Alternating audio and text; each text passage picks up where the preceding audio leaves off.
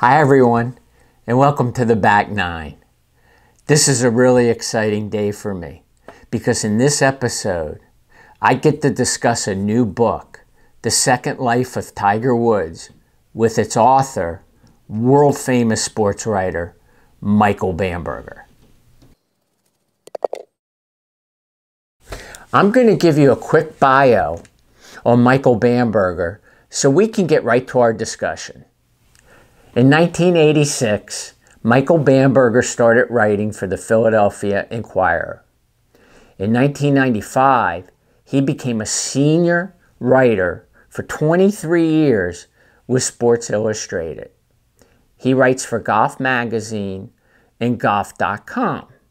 He participates in podcasts with Alan Shipnuck.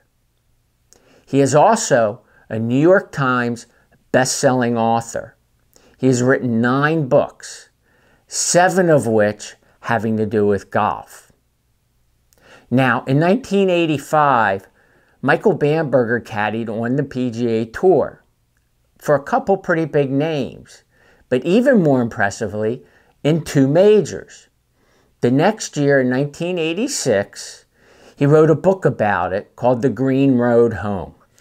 His magazine work has been featured in multiple editions of the best American sports writing. The American Society of Golf Course Architects honored him with the Donald Ross Award. That is their highest award. And he's in really good company with prior winners, being Byron Nelson, Reese Jones, Gene Sarazen, Arnold Palmer, Jack Nicklaus, just to name a few. Michael Bamberger is an amazing storyteller. And when you read this book, The Second Life of Tiger Woods, his talent really shines through. It's an easy book to read. It's a fun book to read. But don't get me wrong, there's a ton of facts in there. There's information from his insights on the PGA Tour, insights from interviewing a who's who in golf, and a lot of information from being around the game for 30 years. So now that you've heard about him, let's meet Michael Bamberger. So everyone, you've heard his bio. I want to introduce the author of the great book, The Second Life of Tiger Woods, and really sports writer extraordinaire, Michael Bamberger. I want to welcome him to the Back Nine. And Michael, thank you so much for joining us today. I'm delighted to be with you. Happy to be on the Back Nine. That's terrific. So I want to get into the book. I love the book. Let me start by saying that. Michael, when I read the title of the book, my mind jumped a little bit. And I was like, okay, is this going to be from 2009, where he wrecked his car and so much happened, to the Masters of 19? Is it going to be from his back fusion?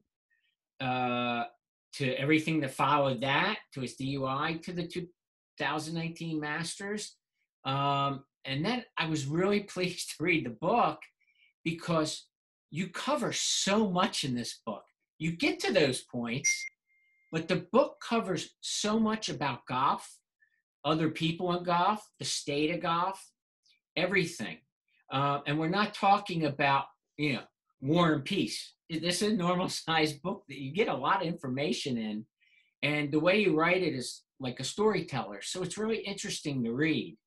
Can you give us some insight on how you came up with the title? Because after I read it, I said, he's got to have several.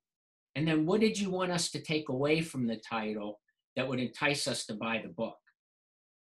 Well, the title was a gift from my editor. I've got a young editor named Jofi, Jofie.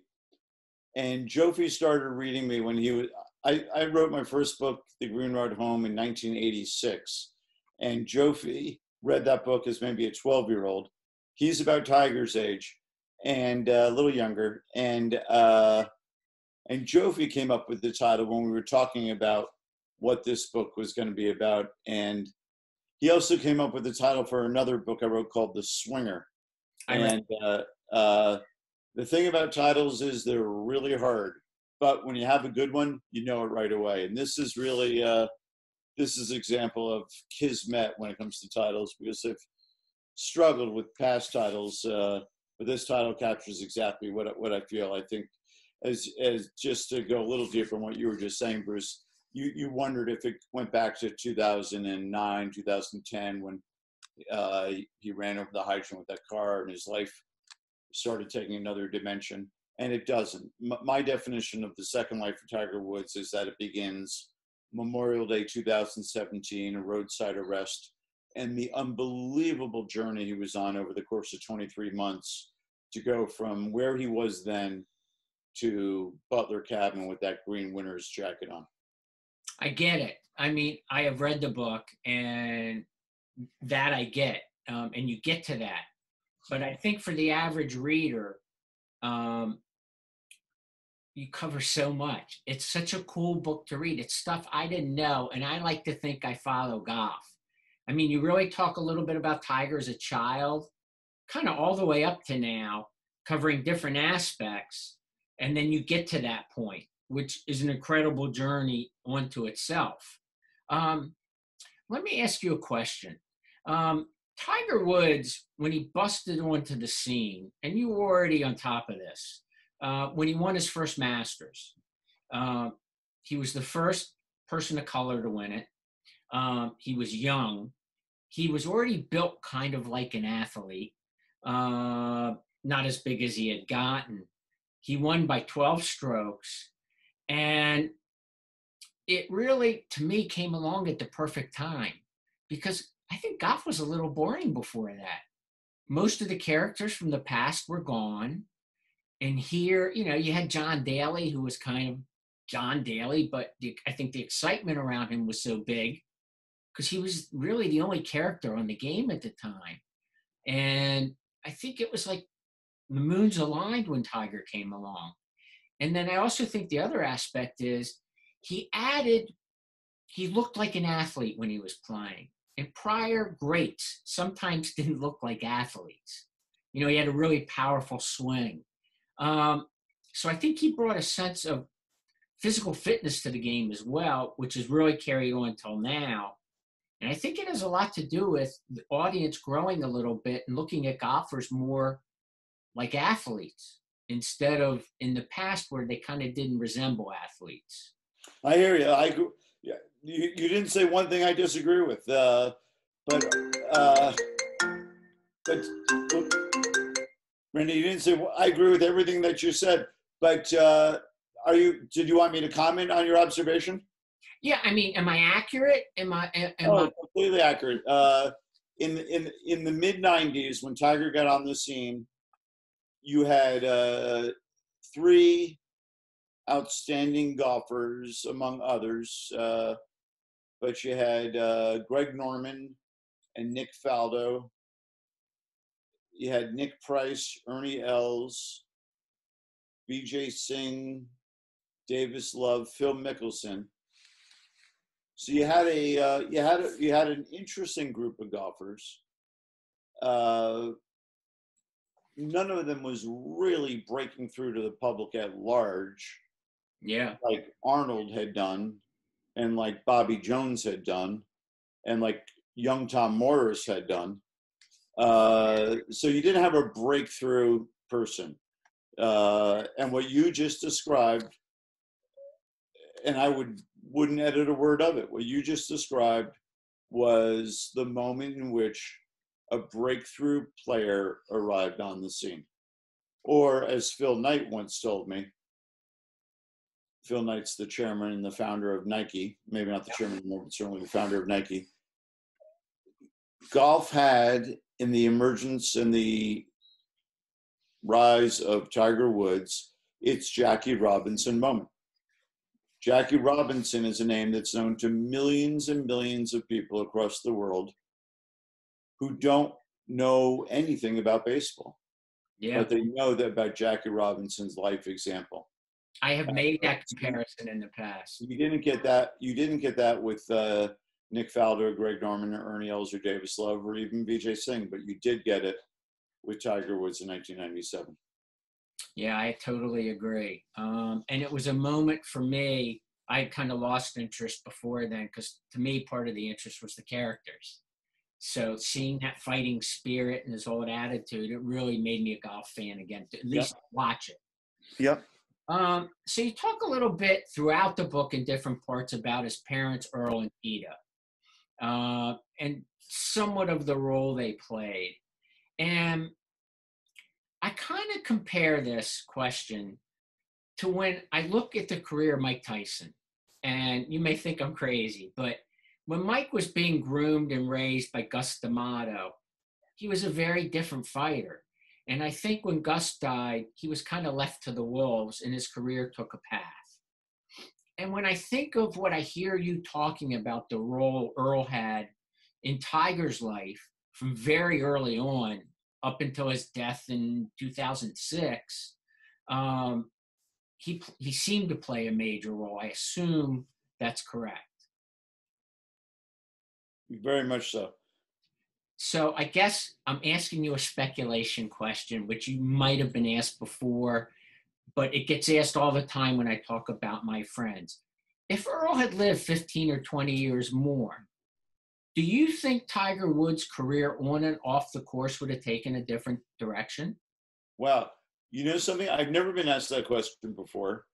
I probably have asked that question, although not with that excellent precision of others. And I will tell you what Arnold Palmer said about that very issue. This will be far more relevant than anything that I could offer, which was Arnold feels that Tiger lost his way after the father's death in 2006. And yes, he won tournaments in 06 and 07 and 08. And I guess in 09, but not a major in 09. But Arnold felt that he was sort of running on fumes at that point, running on the residual greatness that was so deep within him. But in terms of preparation and meaning,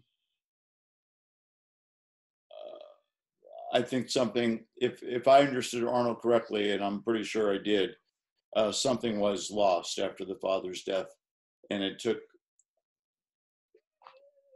of course, we all, not all of us, you know, of course, sometimes children predecease their fathers, but typically children lose their fathers. And when that happens, or both parents eventually, and when that happens, a new chapter begins in which the child, any child, has to make, which the child has to start making decisions for himself or herself. And I think one of the cases you could make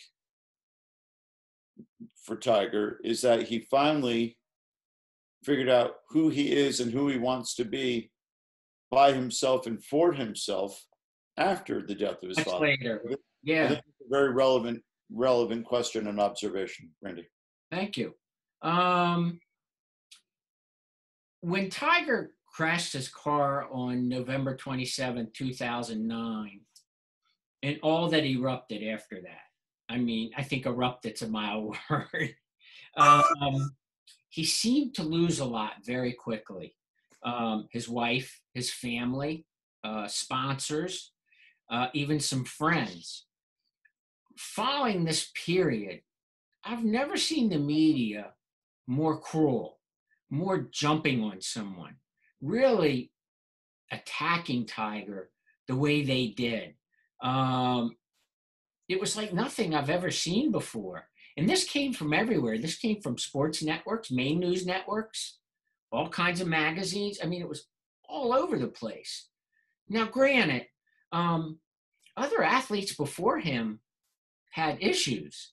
Tiger wasn't playing in the most popular sport in the world or the most watched sport in the world, but I argue at the time he was one of the world's best known athletes. But I hearken back to other athletes like MJ.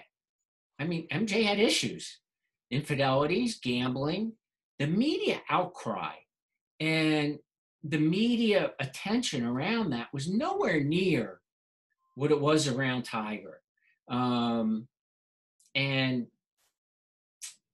what do you think Why do you think that was? I mean, MJ was the most popular athlete in the world at the time it happened to him. Well, good question. A couple things happened. One was that the world got more conservative and there was less tolerance for infidelity. And we saw that in the Clinton White House, in the Clinton presidency. Cell phones became ubiquitous, and the citizen reporter, to use a kind of highfalutin phrase, became more empowered to impose his or her own standard on what constitutes news. So when Jack Kennedy was president, if he had affairs, the powers that be at the Washington Post and the New York Times and the network news, they wanted no part of it. Right. And that started to change after Gary Hart, but it didn't spill over to sports. No. It didn't spill over to sports at all, really, until Tiger Woods. And there's a number of reasons for that. And they're complicated, they're involved. But I'll try to give it a shorthand answer, which would be Tiger played golf, and golf was held to a much different standard than any other sport, fairly or unfairly. I would say unfairly, and I would say unrealistically. Right. But it was. So Tiger was literally selling Buicks on TV. Michael Jordan wasn't selling Buicks. He was selling Coke. You could argue that's sort of like a Buick, but not really. And Nike shoes. Nike shoes. It's a little edgier. Yeah. A Buick. Yeah. So I think people had this expectation of, oh, this guy's in my living room every Sunday. Look at his perfect life and perfect family and perfect manners. Not really, but that's how it sort of came off. And look at the Buicks. How could this be happening? And I think that somewhere in there is the underpinning for why there was such an extreme reaction to something that really shouldn't have surprised anybody. Or if it did, you might have said what Jack Nicklaus said, which is, what business is this of ours? Right. Right. I mean, I've been a sports fan my whole life. I grew up bleeding redskin, burgundy and gold, and then became an avid golf fan. And I have seen a lot of sports stories where professional athletes made big mistakes. But I agree with you. It was never the frenzy it was around Tiger, and it lasted much longer. I mean, in the years following, he got crap from Faldo in the booth and other people in the booth. It felt very unfair to me, and I don't know how to describe it, but I don't want to say it was racism because that's an easy thing to say, but it just felt uncomfortable. And I know he made mistakes, but I really felt bad about the coverage he got because it made it, I think, that much harder for him to recover mentally and physically. So anyway, can you touch on a little bit what you mentioned in the book, the speech by Chairman of Augusta National, Billy Payne, the Wednesday before the 2010 Masters. Let's not forget, before you comment, that at that time they didn't have women members, and they didn't allow the first member of color till 1990. I read this speech in your book for the first time, and I sat back and I said, I can't explain that. Can you enlighten us on where that came from? Was there a purpose behind it? Well, what Billy Payne did was attempt to welcome Tiger back to golf after this series of affairs got revealed. And there are many, many people who think that it was totally appropriate for Billy Payne to say what he said. We want Tiger to be a different person, in essence. We want his smile. We want, we want him to hold up to the standards of the golfers that came before him. There are many people who view Payne's remarks just that way. Right. There's another group of people who have responded to it, I think, the way that you did, Bruce, and I would say the way that I did, which is... Randy, but that's okay. I'm sorry? Randy, but that's okay. Did I just say Bruce? Yeah, I get that all the time. My brother's David, and I just respond to David. Yeah, I do too. I respond to Bruce, so it's okay. I'm so sorry. I take it as a compliment. So the way that you responded, then there's another group of people, Randy, who responded to the way that you did and that I did, which was, it was preachy. Yeah, and he made some comments about how Tiger let us down and stuff like that. Yeah, I didn't feel let down by Tiger. I felt like Tiger's got a private life that's complicated, like all private lives are, and I am not comfortable judging another person's private life. There would be exceptions. If the private life is Harvey Weinstein, where you're committing heinous acts of, there are areas where I would feel differently, but this did not rise to that level. I thought this should have been a private matter. Thank you. I did take it the way you thought, and I'm glad we got your insight on it. I think it's important when people read the book to know that. So after all that went down in 2009 for Tiger, his health and his game seemed to struggle, and they seemed to be connected, I guess physically and emotionally. But between 2009 and during that period, some sports announcers weren't real nice. I got to admit, I'm not going to name any more names, but I watched every time Tiger played. But he had a pretty great year in 2013. He won 5 times. And the fans responded. Every time I went, did you watch that? Did you watch? Everyone I met, did you see that? He won 5 times. He didn't get Player of the Year, which I thought was interesting and could be argued. What are your thoughts on it? He did not get Player of the Year. He got Player of the Year from the players. Right. And he did not get Player of the Year from the writers. Right. That's my memory. Right, that's correct.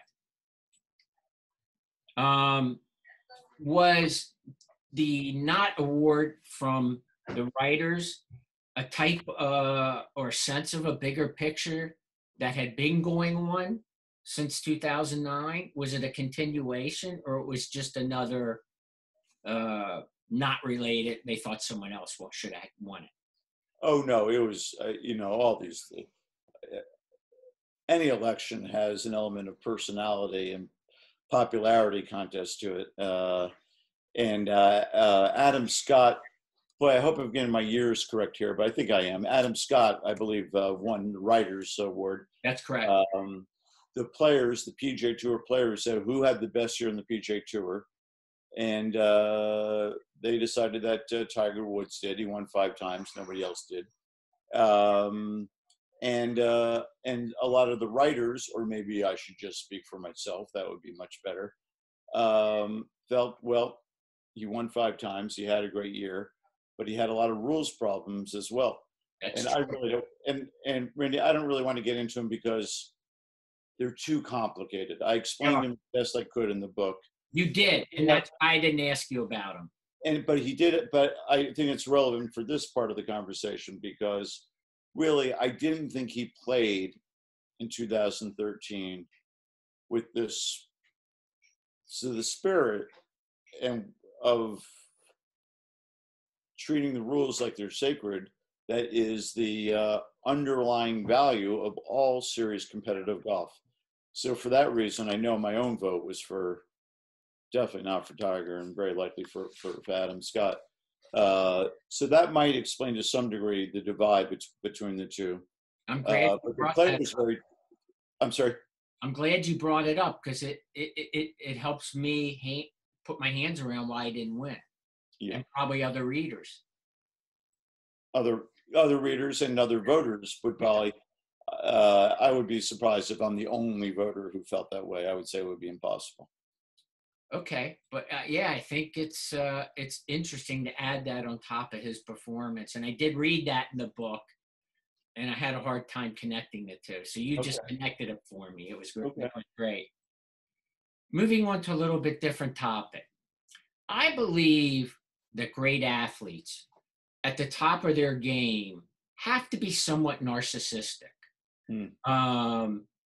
And, you know, that feeling of that killer instinct, that feeling of no one around me is better than me. And I guess I'm kind of wondering, can someone like that be that way on the course, on the court, on a field, and then be different off the course? And the one name that pops to my mind a little bit is Kobe Bryant. Now, I don't know the inner workings of Kobe, but what I saw on the court and when I saw him off the court, and I did meet him a few times through connections you know about, he didn't seem that way. Do you believe a narcissist can change? And I'm relating this to these top tier golfers. And can they become empathetic? Well, that's a little bit deeper question, but. Well, all your questions have been profound, and they're all sort of stumping me because there's the socially acceptable way to engage in these kind of interviews, and then there's the 2-hour dissertation, and I can't do that, so I'm doing the former. So almost everything you've asked actually requires a 2-hour dissertation, which would not be appropriate for the forum. So the short answer. Give me the version I used in golf, which was that book you bought with all the short stories about it. Right. So narcissism is a very useful tool to the elite athlete and almost a requirement. And then the question becomes, well, to what degree can you be both a narcissist and an empathetic, normal human being? Yep. And does that change over time? If you, now Jack Nicklaus has always had his life in compartments, where when there was practice time, there was practice time, family time was family time, his hunting was his hunting, his fishing was his fishing, and he was brilliant at it, but most people can't do that. Right. What I've observed about Tiger, and I'm borrowing this phrase from somebody who's in the book, is that he seems to be sort of on an empathy journey. Now, one of the things that happened in the life and times of Tiger Woods is that he was an only child, and his parents catered to his needs. He was special. He had a gift. He was a prodigy. He needed to be nurtured and cultured, and he was. But then the father died, and the mother saw, and the father died, and the mother saw Tiger for whom he really was, as the public did, and things changed. And along the way, my feeling is that Tiger has been on, to use a bit of new age terminology that I think is legitimate, he has been on some sort of empathy journey to figure out what the needs are of the people who love him most in the world and whom he loves most in the world. His former wife, his girlfriend, his children, his mother, the very few people in his professional life, a very small group of close friends, no different for Tiger than any other person. but I think it's taken Tiger longer to get there maybe than most people. And understandably so, because of the bubble that we've been talking about, in which he was raised and in which he lived in for many, many years. Great version. That wasn't 2 hours. That was terrific. Okay, so after all that went down in 2017, I just got to start with his back fusion, because that ends 90%, maybe 95% of people's athletic careers at different levels, but especially for a golfer. I was amazed at the year he had in 2018. Between his back fusion and his DUI arrest and the publicity that followed, he really had a pretty terrific year in 18. I didn't see that coming. I thought 18 was going to be one of those years where he really struggled. You mentioned his performances in the Valspar Championship, the British Open, the PGA, and his win at the PGA Tour Championship at Eastlake at the end of the season. Did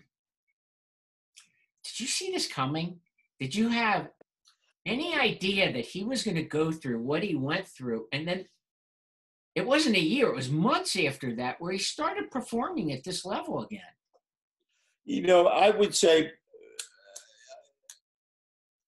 I could see it coming, a tour win. He was moving in that direction. I was amazed at what he started doing in the Florida swing of 2018. Yeah. Others were much less so, and I think Tiger was much less so, but I was, because given where he was in 2017, to say nothing of 14, 15, 16, there was nothing to suggest this guy was going to play elite golf again. And then in two events in Florida, the Honda tournament and the Tampa tournament, where he finished a shot out of first, or maybe, one shot out of first, he showed that he could play tournament golf at a very high level again. And I thought if everything fell into place, he could win a tour event again. So yes, I wasn't shocked that he was. And then we saw in the British Open in 2018 and in the PGA of 2018 that he could contend, and on really hard courses with really great fields. So the fact that he won that tour championship on a course that he knows well, with wide fairways, against 29 other players, that was not a shocker to me. But I would have said then, I don't see this guy winning a major championship. I didn't see him winning a Masters. And the reason I say that is because, I didn't see him winning a Masters. And the reason I say that is because I didn't think the short putting would hold up for 72 holes like it has to. Right. But it did. Well, I was glad it did, because it really, this is silly to say, it gave me hope. Because at the time I was having my 6th knee surgery. And while I didn't play at Tiger's level, I was like, if that man can have his back fused and go through what he did, my knee surgeries are nothing. And it kind of inspired me. And I'm sure he inspired other people. Let's talk about Eastlake at the end of that season. He hit a shot on Sunday, a chip shot on 17. That was, to most of the announcers and people watching, an impossible shot to hit. How important was that one shot? And do you think it gave him a mindset going into 19 that I'm back? Because he's one of the few people I think in golf who could hit that shot. Which shot are you speaking of specifically? On 17 on Sunday, the flop shot he had to hit around the green to maintain his lead. At Eastlake. At Eastlake, yeah. Well, things were going south at Eastlake. He had help me out, Randy, if I'm not remembering this correctly, but he had bogeyed 15 and 16. Is that correct? Correct. Yeah. So, and now he's hit it over the green and 2 on 17. He's a recovering yipper. It's like recovering alcoholism. Once you're in recovery, you're in recovery forever. And now he's got his shot had gotten scoopy when he was really struggling with those chip Yeah. yips. And you don't know what's going to happen and now he's over the green. It's down. It's a gnarly lie. And I would happen to be 5 feet, 10 feet from it. And Roger Maltby walked by, and Roger Maltby gives him one of these looks like, you don't know what's going to happen on this shot.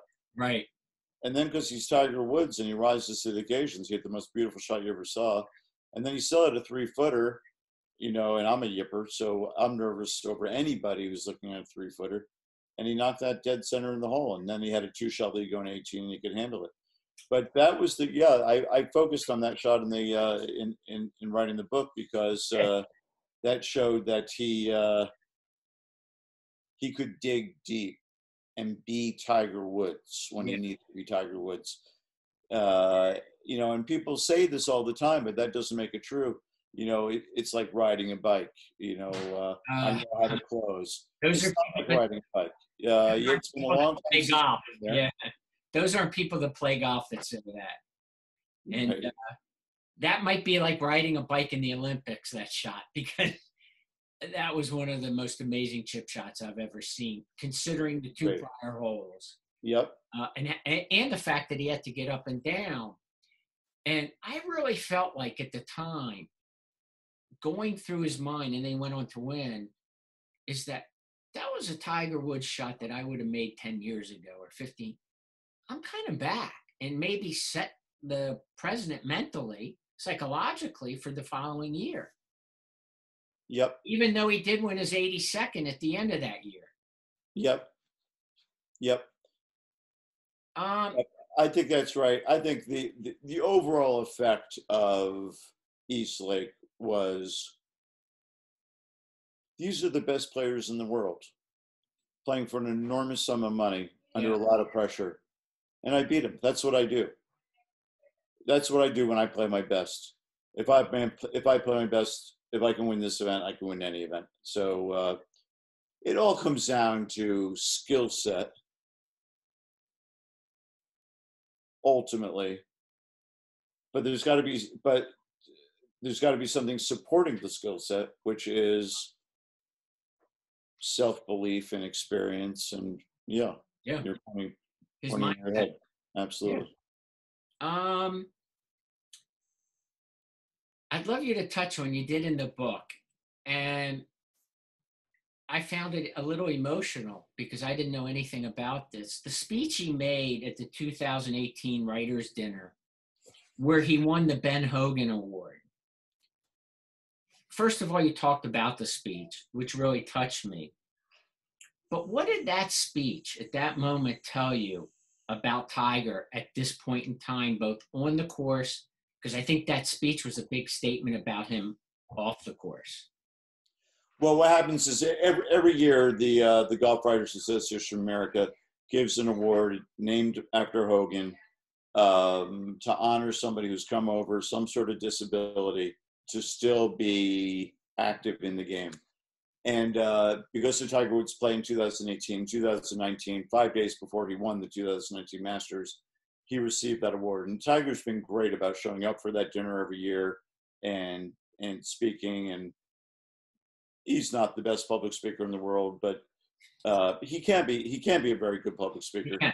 But on this particular occasion, he had no prepared notes. He just spoke from his heart, and he thanked the Golf Writers Association for giving this award, and he identified the Golf Writers Association as a group that's committed to, intentionally or not, committed to growing this great game of golf. And I know exactly what he means because writers like Herbert Warren Wind and Dave Anderson and Dan Jenkins and many others reached me. They weren't trying to get me interested in golf. They were just doing what they did, but along the way, they did get me interested in golf. So what Tiger Woods did that evening was express an appreciation for a group that really doesn't have that much to do with him on a daily basis. And that is a group that you guys, men and women, are committed to growing the game. And we need that. We need the game to be grown. And then he talked about his own life in the most personal way, which he doesn't often do at all. Yeah. Which is my back was shot, my game was gone, I was in pain, I didn't know what I was going to do with the rest of my life. He was only in his mid 40s, early 40s. Right. I got another 40 years of this, and then things fell into place for him.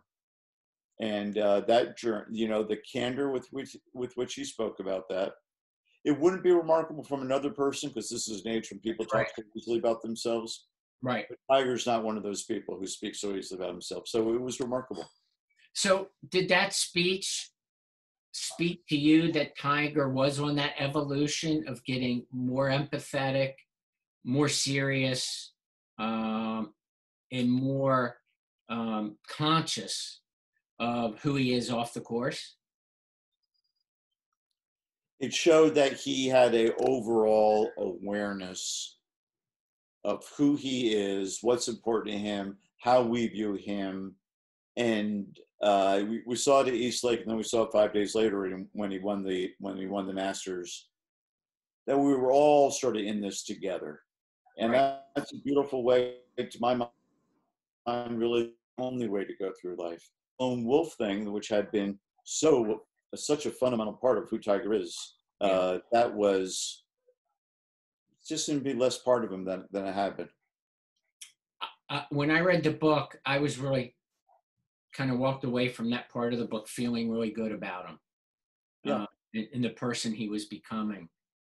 The journey to Sunday, 2019, as at the Masters, was really the kind of stuff they make movies about. I mean, if you think about everything this guy's gone through, and especially from 2007 to them, that's a movie story. I mean, first of all, what men in their mid-40s have their back fused and have the physical ability to play at his level? I mean, there's so many stories to touch on. It's really the stuff movies are made of. I've never been more excited watching any sporting event in my 61 years than watching that Sunday. And it seemed to be a different Tiger to me that day. He wasn't in the lead, which you mentioned. He was kind of chasing at a point. What made his play on that Sunday stand out as kind of a new Tiger, a different Tiger than prior years? Well, it wasn't that good. Right. It really was, you know, it's been turned into something it wasn't. He hit some astounding shots. Yep. But he hit a lot of, there were miscues along the way. But what it was much more out of the Jack Nicklaus playbook, which is, I'll wait for others to make a mistake. He never had that tournament with his hands around the throat of that tournament and around his competitors. What he knew was that it's really hard to win your first green jacket. And whether it's Brooks Koepka or Dustin Johnson or the guy I'm playing with, Francesco Molinari, right, they have a level of pressure on them that they will feel at some point in this back nine. So he showed a level of patience that was astounding. It was. He went for it when he could go for it. Yep. But there weren't that many go for it moments. A go for it moment is the tee shot on 16, the par 3, when he hits the hole high and it dribbles down. Well, that was an electrifying moment. The tee shot on 17, that was electrifying. The tee shot on 12, that's boilerplate. You hit a 9-iron hard into the middle of the green. You make sure it gets over the creek. That's the goal. That hole that you bring up, tell what the other guys did, because it really separated Tiger on that day from, I believe it was Koepka and Molinari, who the three of them were playing. Koepka's playing in the group in front. He hits it in the water on 12. Ian Poulter's playing the group in front. He hits it in the water in 12. Tiger's playing with two guys, Tony Finau and Francesco Molinari. Right. They hit it in the water on 12. It's like, it's not that hard a shot, but it's hard when you're trying to win your first Masters. So when Molinari had it in the creek on 12, he had a 2-shot lead. When they stood on the 13th tee, it was all even. Yeah. It wasn't like Molinari went away. I mean, he made a birdie on 13 just as Tiger did, and Yeah. it was still they were still even going to 14. They were still even going to 15. Then on 15, Molinari made another double bogey, and then it kind of was over.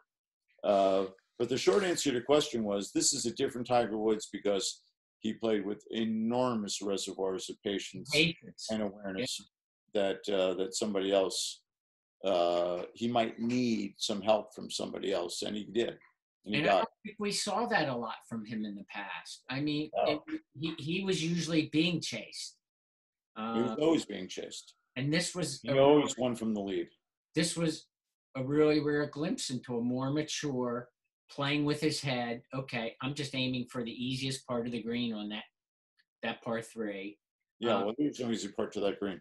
And I think it spoke volumes to how he accepted his role at that point and his abilities, and also his psychological thinking, saying, I'm not leading this by 12. I'm going to play my game and wait for these other guys who don't have this experience that I do, and I'm in this. And that was a different Tiger, I think, than we've ever seen before. I would definitely agree with that.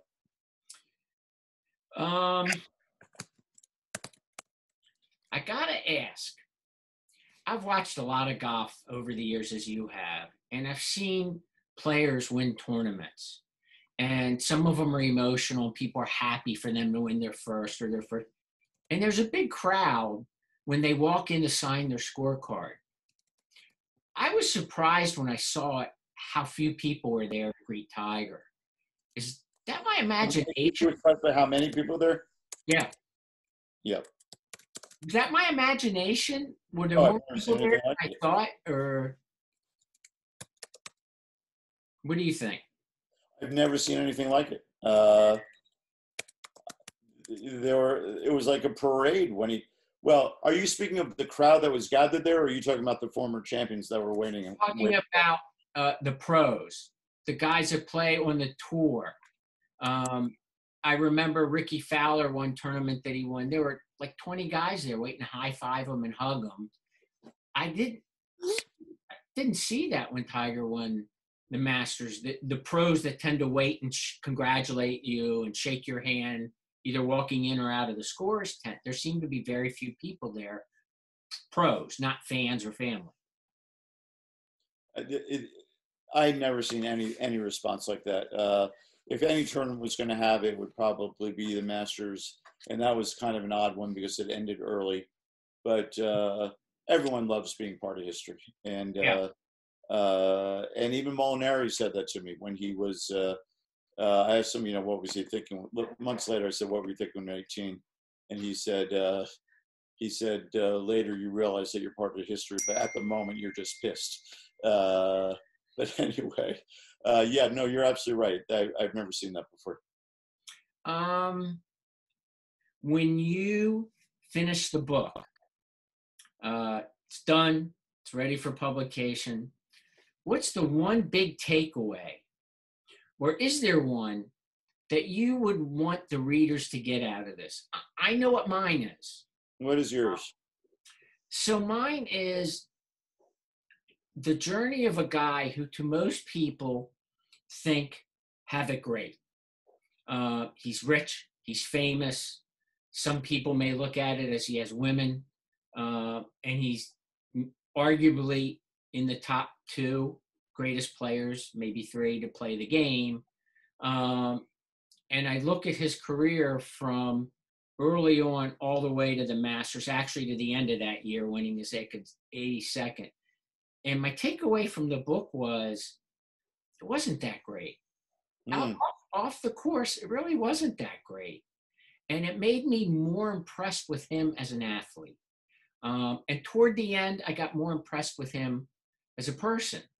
So I went through the journey of maybe seeing him as conceited or a jerk, as some people perceived him to be. But my takeaway was, it wasn't great for him. It was never easy for him. He was under the spotlight all the time. And he had a lot of bumps along the road. And the section between 2017 with the back fusion and his DUI and 2019, to me, the book before that was a build-up to that. And to this day, what I can't put my hands around is what's in him. What's his makeup? What is his, I mean, what does a man have to accomplish what he accomplished early on and when he won that Masters? I still can't figure it out. I have no clue. Well, I think that's a very, very deep answer. And I think it goes way beyond Tiger Woods, because I think we ordinary people love to romanticize and fantasize about what these heroic lives are like. And of course, the world is a better place when we realize that we all, every last one of us, have these struggles and this misfortune and these setbacks and these insecurities and these problems. And that's actually that recognition that you just spoke of, Randy. That's the starting point, I think, to leading an empathetic life. The recognition that the Tiger doesn't have it easy. And there'd be many fewer mean-spirited comments on various Twitter feeds regarding Tiger Woods and anybody else whose name you want to put there. Right. More people have the attitude that you have. Yeah, it's not easy. It has not been an easy life for him. And by the way, you can take someone like Fred Couples, for whom everything looks so easy. I guarantee it's not easy for Fred either. I guarantee it. That's what your book gave to me. I mean, I didn't think about that until I read your book. It's really what I took away from the book. No, that's an extremely generous compliment, and I don't think you even meant it that way, but it is, because that's what I would hope for. That what you just expressed is what I would hope for. On another level, people say, "Oh, can this guy tell me something about Tiger Woods I don't already know?" That's an understandable, normal response from a reader of a book. But to go to the level that you just went to, that's far more rare. And that's exactly what I would hope for. I wouldn't say every reader is capable of reading. You know, we all read differently. Yes. And we all interpret the same set of facts differently. It's an odd thing about facts. The fact is a fact, and how you interpret it has everything to do with all your life experiences. But what you just said is just what I would hope. That's great. Well, it was a terrific book. Michael, is there anything that we haven't covered that you'd like to mention or bring up? I know the book Back and Forth. Is there something we missed? No, I just I feel for you, because I know I see your golf clubs there right behind your right shoulder there, and I know how much you want to play, and I feel for anybody who can't play now, because we were in that same place in Pennsylvania until a few days ago. And I think this odd period makes us more aware of how important this game of golf is to so many of us. It's nice to have this break to talk about Tiger and golf and the Masters, and not have to think about anything that has a C or a B or a D in it. Yeah. So thanks for having me, and you did a great job with a lot of really probing questions. And thank you. I really appreciate it, Randy. Thank you.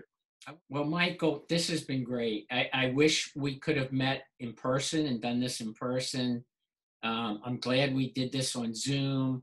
I'm hoping that it will give viewers on YouTube a little break from the craziness they're dealing with, for those who can't get out and play.